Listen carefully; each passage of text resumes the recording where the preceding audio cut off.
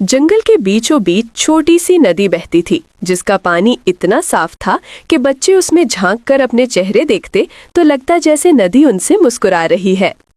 सहर, अली और अनम इस नदी के किनारे बैठे अक्सर पत्थर उछालते और मुकाबला करते कि किसका पत्थर सबसे ज्यादा बार छलांगे लगाएगा। गर्मियों की सुबहों में यहाँ हल्की हल्की ठंडी हवा चलती थी, जो पत्ते हिलाकर मीठी सी सरसराहट पैदा करती। एक दिन जब तीनों नदी के पास खेल रहे थे, उन्हें नदी के दूसरी तरफ झाड़ियों में एक अजीब सी चमक दिखाई दी। सहर फौरन खड़ी हो गई और आहिस्ता से बोली, तुमने भी देखा? अली ने आंखें सकेड़ कर देखा, फिर सर हिलाया। हाँ, लगता है कोई जुगनू है, लेकिन दिन के वक्त जुगनू कहाँ से आ गए? अनम के दिल में तजस्सुस बढ़ गया। चलो देखते हैं। तीनों नदी के ऊपर पड़े लकड़ी के तख्ते को पार करके दूसरी तरफ पहुंचे।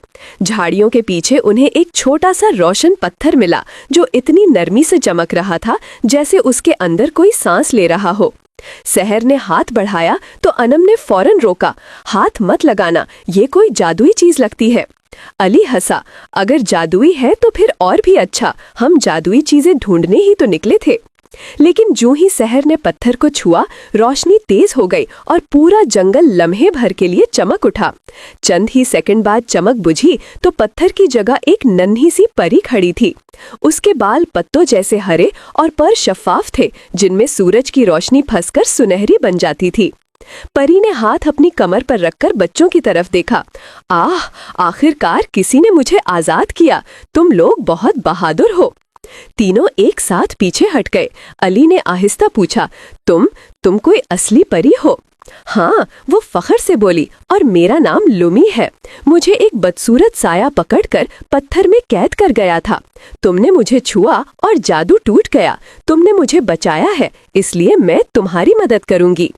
सहर ने हैरानी से पूछा, हमारी मदद किस बात में? लुमी ने आसमान की तरफ देखा। बादलों में एक गहरा साया हल्का सा हिलता था, जैसे जंगल पर कोई खामोश खतरा मंडला रहा हो। इस जंगल में कुछ ठीक नहीं, परी बोली। अंधेरे का साया बहुत ताकतवर हो रहा है। अगर हमने इसे रोका नहीं तो ये तुम्हारे गांव तक पहुंच जाएगा। बच्चों के दिल में थोड़ा सा खौफ उभरा, मगर साथ ही अजीब सा जोश भी। अनम ने हिम्मत करते हुए कहा, हम क्या कर सकते हैं, हम तो सिर्फ बच्चे हैं। लुमी धीरे से मुस्कुराई। बच्चे सबसे बहादुर होते हैं। तुम तीनों में वो चीज है जो बड़ों में कम होती है, साफ दिल और सच्चाई। अली ने पुरजोश लहजे में कहा, तो फिर हमें क्या करना होगा? लुमी ने अपने छोटे से हाथ से झाड़ियों के पीछे इशारा किया। वहां इतनी घनी धुंध फैली थी कि उसके अंदर कुछ दिखाई नहीं दे रहा था। इस धुंध के अंदर जंगल का दिल है, एक सब्ज पत्थर जो इस जंगल की जिंदगी है। अगर वो पत्थर बुझ गया तो जंगल भी बुझ जाएगा। हमें इसे महफूज करना है। तीनों ने एक दूसरे की तरफ देखा। सहर ने सबके हाथ पकड़े। चलो, हम लुमी को तन्हा नहीं छोड़ेंगे। ये कहते ही लुमी ने अपने परों से नर्म सी रोशनी फैलाई, जो बच्चों पर ठंडी हवा की तरह गिरी। वो रोशनी जैसे उन्हें हौसला देती हो। तीनों धुंध के अंदर कदम रखते गए। जैसे जैसे आगे बढ़ते, धुंध ठंडी होकर उन्हें छूती और अजीब अजीब सरगोशियां सुनाई देती। कहीं दूर उल्लू की आवाज आती, फिर गायब हो जाती। दरख्तों की जड़ें कभी कभी रास्ता रोक लेती और लुमी आगे बढ़कर रास्ता साफ करती। सहर ने रास्ते में धीरे से पूछा, क्या वो साया अभी भी हमारी तरफ बढ़ रहा है? लुमी ने संजीदगी से सर हिलाया। हाँ, लेकिन घबराना नहीं। जब दिल साफ होता है तो साया कमजोर पड़ जाता है। बस हिम्मत रखना। धुंध एकदम हटी और सामने एक खुला हिस्सा नमूदार हुआ, जहां जमीन के बीच एक पत्थर रखा था, जिसके अंदर सब्ज रोशनी हल्के हल्के धड़क रही थी। ये जंगल का दिल था, लेकिन उसके सामने एक स्याह शक्ल खड़ी थी, पतली, लंबी, धुएं जैसी, आंखें सुर्ख और आवाज हवा के शोर जैसी। साया गर्राया, तुम इसे नहीं ले जा सकते। अली ने घबराकर पीछे कदम लिया, मगर सहर आगे बढ़ गई। लुमी उसके साथ खड़ी हो गई और अनम ने भी सहर का हाथ मजबूती से पकड़ लिया। लुमी बड़बड़ाई, बस आगे बढ़ते रहो। साया तुम्हारे खौफ से ताकत लेता है। अगर तुम डरोगे नहीं तो ये कमजोर पड़ जाएगा। तीनों बच्चों ने हिम्मत जमा की। वो एक साथ आगे बढ़े। साया पीछे हटने लगा। उसकी सुर्ख आंखें मध्यम हुईं।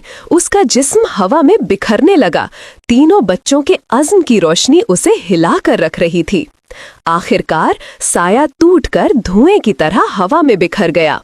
सब्ज पत्थर की रोशनी अचानक तेज हो गई और जंगल में भीनी भीनी हवा चलने लगी। परिंदों की आवाजें वापस आ गईं।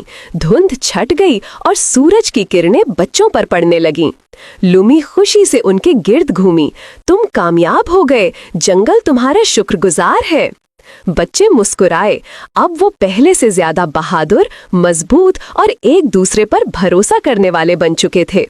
लुमी ने आहिस्ता से कहा, अगर कभी तुम्हें मेरी जरूरत पड़े तो बस नदी के पास मुझे याद कर लेना, मैं हमेशा आ जाऊंगी। ये कहकर वो रोशनी में बदल गई और आसमान की तरफ उड़ गई। तीनों बच्चे खुशी और फख्र से एक दूसरे को देखते रहे। उन्हें मालूम था कि ये दिन वो कभी नहीं भूलेंगे। दिन तुलू हो रहा था। सूरज की पहली किरणें आसमान के किनारे पर नरम गुलाबी रंग भरती हुई आहिस्ता आहिस्ता जंगल की तरफ बढ़ती जा रही थीं। ये वही जंगल था जहां सहर, अली और अनम अक्सर खेलने आया करते थे। मगर आज कुछ अजीब था। हवा मामूल से ज्यादा खामोश थी।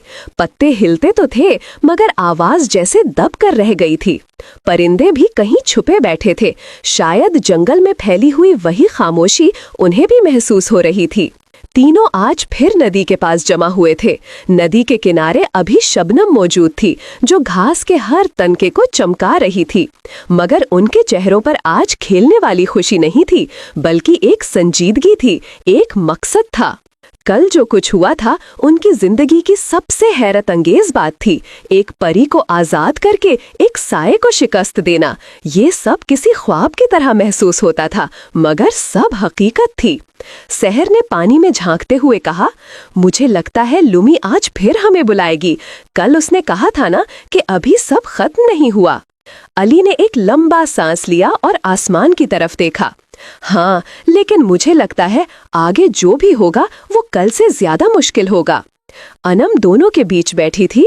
उसके हाथ में नदी के किनारे से उठाया हुआ एक लंबा सा घास का तनका था जिसे वो बार बार हवा में लहरा रही थी। हम डरेंगे नहीं, लुमी ने कहा था कि हम बहादुर हैं। हम तीनों साथ हों तो कोई हमें रोक नहीं सकता। इसी लम्हे हवा में एक नरम सी घंटी की आवाज अभरी। टिंग टिंग टिंग। पत्ते हिलने लगे, रोशनी फैलने लगी और अचानक लुमी जाहिर हो गई। उसके परों से निकलने वाली रोशनी आज मामूल से ज्यादा थी, जैसे वो किसी परेशानी में है।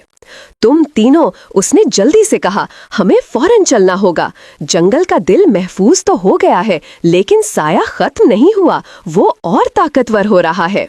सहर ने चौंक कर पूछा, लेकिन लुमी, हमने तो उसे शिकस्त दे दी थी। लुमी ने सर झटका। वो सिर्फ कमजोर हुआ था, खत्म नहीं हुआ। जब तक उसका असल ठिकाना तलाश नहीं कर लेते, उसका खतरा बाकी है। अगर देर हो गई तो वो पूरा जंगल खा जाएगा। अली ने फौरन खड़े होकर कहा, तो फिर हमें चलना होगा। हमें बताओ कहाँ जाना है।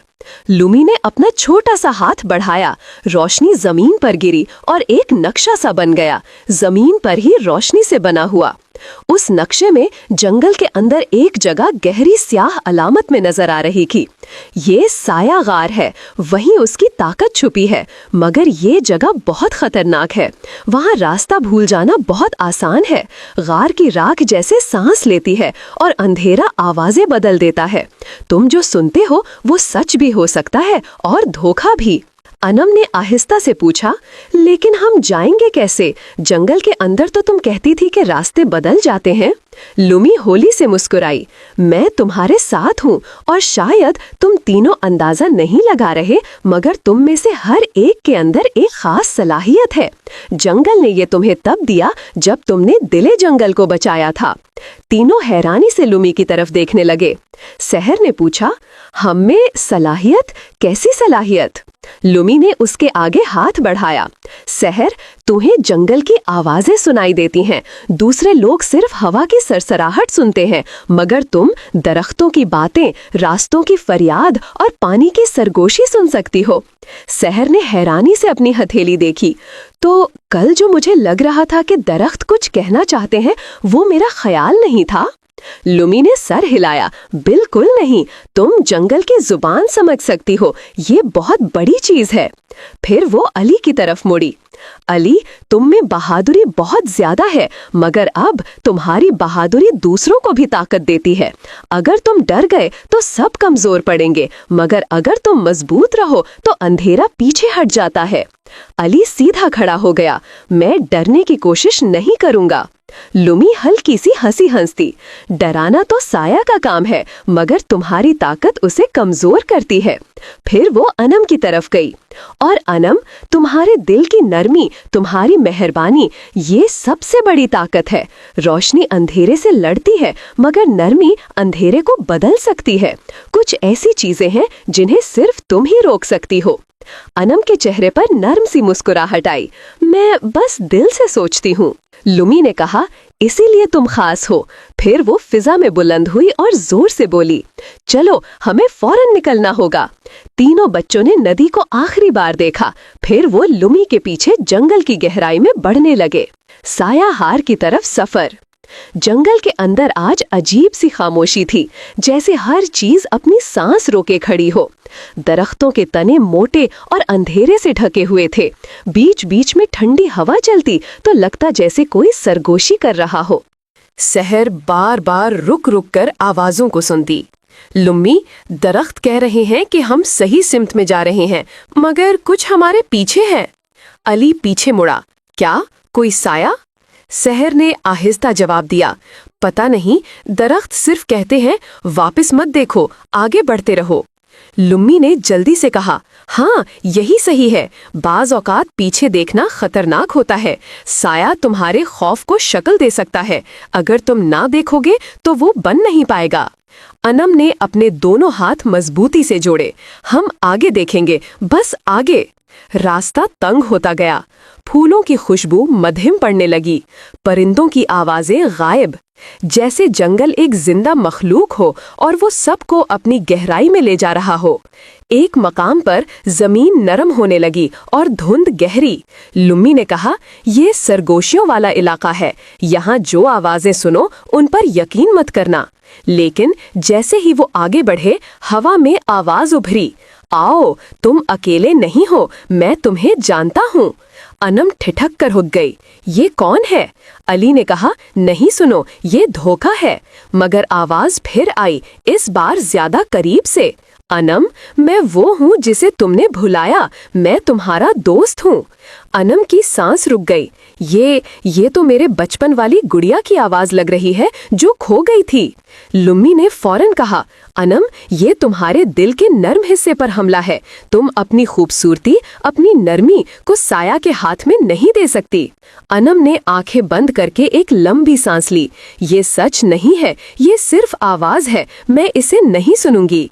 जैसे ही उसने ये कहा, धुंध की सरगोशियां कमजोर पड़ गईं। सफर जारी रहा। घंटों चलने के बाद आखिरकार वो एक जगह पहुंचे जहां जमीन फटी हुई थी और उस दरार में से स्याह धुआं निकल रहा था। लुम्मी ने गहरी सांस ली। हम पहुंच गए। ये साया गार है। गार बहुत बड़ा था। उसके दहाने से बाहर की हवा भी अंधेरे से भर रही थी, जैसे यहाँ रोशनी का दाखिल होना मना हो। अंदर जाने के बाद हर कदम सोच समझ कर रखना होगा, लुम्मी ने कहा। तीनों ने एक दूसरे का हाथ मजबूती से थामा। फिर वो अंधेरे में दाखिल हुए। अंधेरा इतना गहरा था कि हाथ सामने भी नजर नहीं आता था। जैसे जैसे सहर, अली और अनम गार के अंदर कदम रखते जा रहे थे, हवा भारी और ठंडी होती जा रही थी।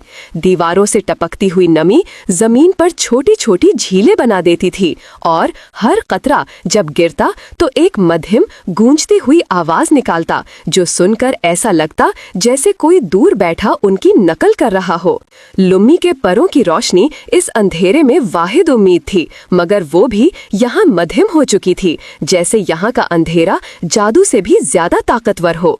ये जगह बहुत पुरानी है, लुम्मी ने सरगोशी में कहा। अली ने पूछा, कितनी पुरानी? लुम्मी ने गहरी सांस ली। इतनी कि परियों के बुजुर्ग भी याद नहीं रखते। कहते हैं कि ये गार तब बना जब दुनिया नई नई थी और अंधेरा रोशनी से पहली बार नाराज हुआ था। तब से ये सायों का घर है। सहर ने पलटकर पीछे देखा मगर वहाँ कुछ भी नहीं था। गार का दहाना गायब हो चुका था, जैसे रास्ता उनके पीछे खुद ब खुद बंद होता जा रहा हो। लुम्मी, रास्ता कहाँ गया? घबराओ नहीं, ये गार ऐसा ही है। तुम पीछे देखोगे तो रास्ता बदलता रहेगा, इसीलिए इसे बेचेहरा गार भी कहते हैं। यहाँ बस आगे बढ़ना होता है। तीनों ने एक दूसरे का हाथ मजबूत पकड़ लिया। अनम ने पहला कदम रखा, फिर अली, फिर सहर। गार में मजीद आगे जाते ही अजीब आवाजें सुनाई देने लगीं। कभी किसी के चलने की, कभी किसी के कराहने की, कभी बच्चों जैसी हंसी, मगर ये सब धोखा था। सुनो मत, सुनो मत, लुम्मी बार बार सरगोशी करती जा रही थी, मगर आवाजें बढ़ती जा रही थीं।